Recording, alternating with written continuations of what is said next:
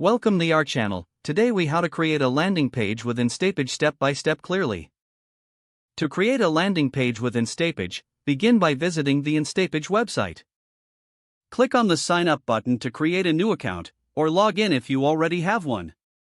Once logged in, you will be directed to the dashboard. To create a new landing page, click that New Landing Page button. You will see a variety of templates available. Select a template that suits your needs by clicking on it. After selecting a template, you will enter the Instapage editor. Familiarize yourself with the layout of the editor. To start customizing your page, click on any text element you want to edit. Type in your desired content in the text box that appears. To change images, click on the existing image and select Replace Image.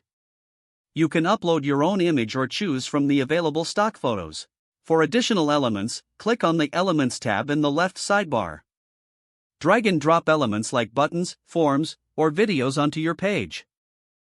Customize these elements by clicking on them to access their settings. Make sure your landing page aligns with your branding. Edit colors, fonts, and styles using the options in the right sidebar. Adjust the layout as needed to ensure a seamless mobile experience. Once you are satisfied with your design, click on the settings icon in the top right corner.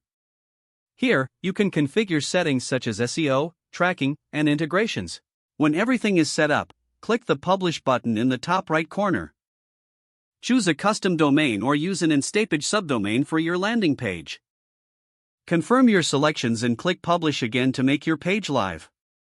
After publishing, you will receive a link to your landing page. Test your landing page by clicking the link to ensure everything functions correctly. If adjustments are needed, return to the editor to make changes. Once satisfied, you can start sharing your landing page with your audience. If the page does not load, refresh the browser or try again in a private or incognito window. Make sure you are using the correct email address, then retype it carefully to avoid small typos. Don't forget to like this video and subscribe to our channel for more step-by-step tech guides.